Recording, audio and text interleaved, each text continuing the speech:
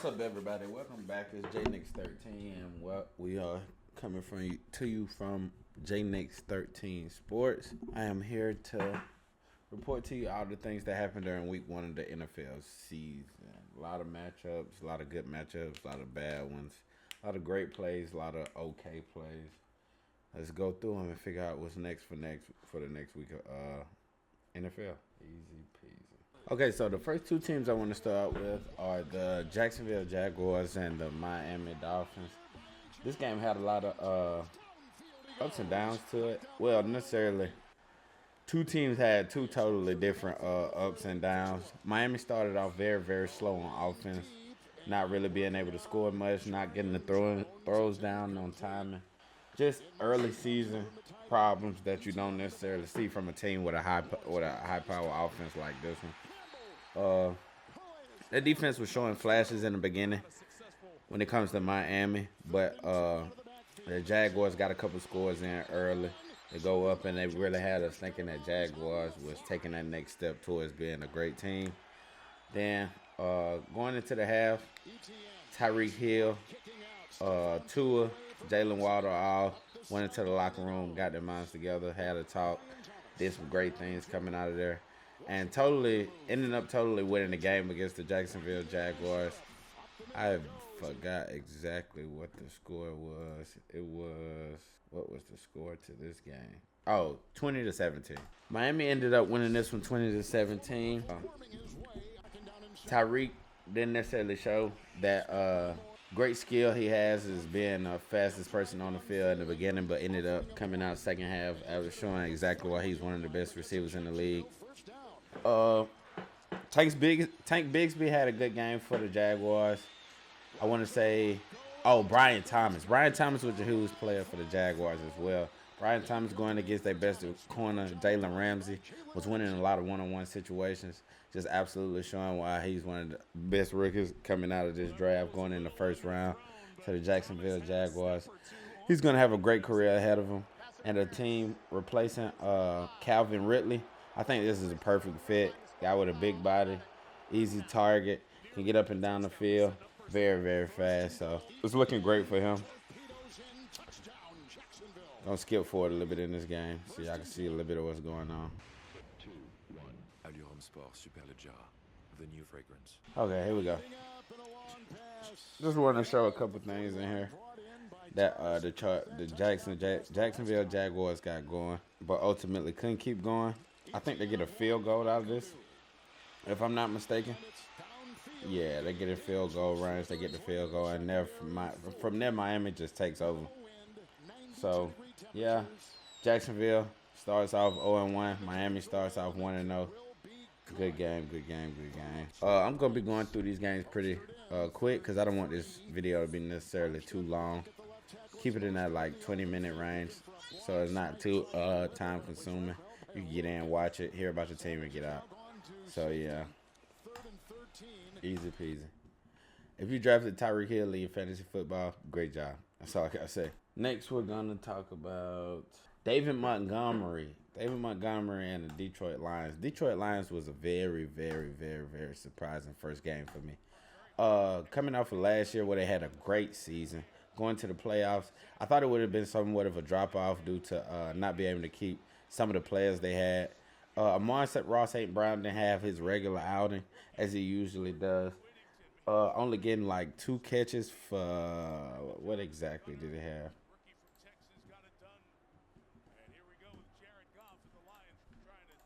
Yeah, Ross St. Brown only having 3 catches for 13 yards just isn't like him. I guess he was just covered the entire evening. Couldn't really get open. Like I said, that timing. But Jamison Williams for the Detroit Lions stepped up a lot. He said he wanted to make that jump this year, and he's definitely shown it in his first game and showed what he's actually capable of, making this Detroit Lions look legit on offense. And also that defense is shut down as well. This game was a very back-to-back game. The Rams was not disappointing whatsoever. Cooper Kupp coming back to show you why he won the Triple Crown a couple years ago, not too long ago. Puka Nacua obviously got hit with the early injury, sadly. Didn't get to see much of him. But that offense with Matt Stafford just letting it fly and giving it to the receivers is still alive and well. They still have a chance no matter what. I do not think they are far from many teams. They may not be at the top, but they do have a chance. So, David Montgomery. David Montgomery had a fantastic game. Fantastic game. Showing how tough he is. Showing why they have that two-back setup out there in Detroit. So, neither one of them gets too worn down during the game. It's a difference when you have two great bats that do two separate types of things. David Montgomery is that tough downhill short yard type of gainer, and he also has the ability for big gains as well. So you have that both of those upsides with him. Uh, Jameer Gibbs being your more receiving back, more elusive, more big play guy. You have him. He's super young. You don't want to use him up too early. Want him to be want his longevity to last as much as you can. Detroit did a great job in that, and just being an overall blue collar team. Being an overall great blue collar team that could get out there and really, really get to it. Love the way they set up their team and what they got looking going forward. Jamison Williams had 5 receptions, 121 yards. Sam Laporta 445. That's not bad. Jamison Williams also with the touchdown. Jameer Gibbs 4 for 34 catching. Like I said, Monroe St. Brown 3 for 13. David Montgomery and Brock Wright catching 1 for 2. David Montgomery 17 carries, 91 yards. You love to see that out of a running back in this age of football. Some running backs just don't get that type of production. Jameer Gibbs 11 for 40. Great job on the touches he did get. Cooper Kupp going for 14 receptions, 110 yards and a touchdown. That's what I call just a reception eater. You throw the ball his way, he's coming down with it, and he's going to do something with it every single time. Love it, love it, love it from him. A couple of guys we don't really hear of much. That's how you know Matt Stafford is just slinging it out there, getting the ball out of his hand, and trusting the guys that are out there to catch the ball. Puka Nacua, 4 for 35, got knocked out early for injury. Forgot what the injury was. That's how a lot of people were saying Puka Nacua was gonna fall off, but having this type of number while being knocked out early on in the game shows he wasn't far from still being that same guy you have. So getting him back and having him with Cooper Kupp is gonna be fantastic long term. Hopefully he gets healthy very, very soon. Kyron Williams, 18 for 50 and a touchdown, could do way better, but that'll get the job done sometimes. Maybe not this time, but like I said before, Los Angeles Rams and Matt Stafford are a team that's going to throw the ball up in the air. 34 for 49, almost 50 pass attempts, 317 yards, 1 touchdown, and 1 interception. That's not bad at all to me. That's what you want from your starting guy. Unless you know that Matthew Stafford still has it. Hit that age. Father Time hasn't necessarily gotten to him yet. Jared Goff, 18 for 28, 217 yards, 1 touchdown, 1 interception as well. Both got sacked twice. Both have around the same rating, but QBR is much, much different. Just because Jared Goff had a smaller sample size when it comes to throwing the ball around, because the offense doesn't necessarily have to depend on him throwing the ball around to win games when you have a guy like David Montgomery absolutely destroying defenses when it comes to running the ball. So great game between the Rams and the Detroit Lions. Fantastic, fantastic, fantastic. Another main topic I want to hit on before I get deeper and deeper into this. Topics I wanted to hit on was Saquon Barkley had key players for the week. Saquon Barkley with 3 touchdowns showing it wasn't there was no drop off in his performance. Really showing the New York Giants exactly what they were missing. Going out there and almost being the entire offense for the Eagles. Having a running back like that, and then A.J. Brown and Devontae Smith and all these other players just to add on to that, that offense is going to be fantastic this year. Packers offense was looking fantastic before Jordan Love took that terrible injury. I think it's a sprained MCL, I believe. Hate to see that which for your franchise quarterback. Hope he gets back very, very soon. Who else? Justin Fields in Pittsburgh did pretty okay. I say it was more favorable for me. He didn't go out there, didn't make a lot of mistakes. Completed a lot of passes that you want to see your guy complete. Yeah, here we go. Right here. 17 for 23, 156 yards. Sacked twice. Sometimes 14 for 57 on the ground as well. So Justin Fields doing Justin Fields things, going out there and winning the game. I think they won this game strictly off of field goals. And hey, if that gets you a W in the win column, I say stick with it. Stick with it no matter what. Sooner or later, defenses will start breaking down. You'll start understanding it more. But having him out there on your first game when you thought you was gonna have Russell Wilson still did a great job in my opinion. George Pickens 6 for 85. Najee Harris 20 for 70 on the ground. And then on the other side of the field, Kirk Cousins 2 interceptions. Starting off I said prior to this season starting, the Atlanta Falcons were a humongous loser for signing someone this old coming off this type of injury. It just doesn't make sense to me. Why not stick with your young guy that you just drafted and really grow him up? And I understand you may want to have him be up under somebody and give someone a chance, but paying somebody that much money to just show somebody younger and give them a chance just doesn't make sense to me. 16 for 26, 155 yards, 1 touchdown, 2 interceptions, and you lost to a team who only kicked field goals. That's got to really, really hurt. Nobody outstanding receiving wise. Only person scored a touchdown was Kyle Pitts in the entire game, and he only had 3 for 26. Ray McLeod, I don't understand why he has more yards than your best receiver, but I guess that's just a test to the Pittsburgh Steelers defense. So, yeah, didn't really have nothing much for that game. Speaking of another one I want to touch on is the start out for the Bears. Bears started off the season 1-0 against the Titans. Was watching that game early on and was kind of afraid for the Bears and Caleb Williams because it just didn't look like it was a promising start whatsoever. Caleb Williams, I went out there 14 for 29, 93 yards. Not great numbers whatsoever, but on the other side, 19 for 32, 127 wheel leverage. Just 2 young quarterbacks trying to figure it out. Caleb Williams, this being his only first NFL game. So we're going to give it more time, let it build. We're not going to speak too much on it. Just going to watch and see what actually happens and see what the true problems are. Chicago has built the offense for him, and hopefully he thrives within that. We talked about Packers and Eagles, yeah. Don't really want to touch on this too much. I got to get into all these rookies, honestly.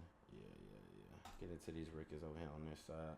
Cardinals versus Buffalo Bills. I went into this one knowing the Buffalo Bills was going to win, but the Cardinals kept it very tight the entire game. Kyler Murray wasn't looking that bad. Looked kind of good, honestly. 4 sacks, 162 yards, 21 for 31, 1 touchdown, no interceptions.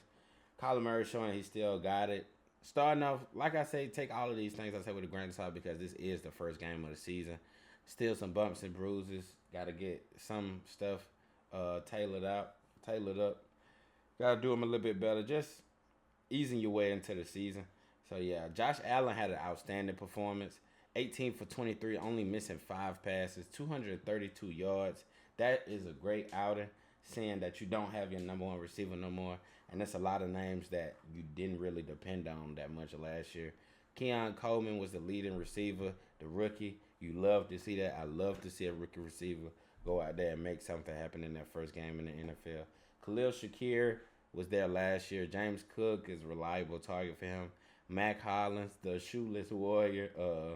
Dawson Knox and onesie-twosies here and there. A lot of new faces on that offense. So good to see they can make it work. Josh Allen also getting 2 touchdowns on the ground, going 9 for 39.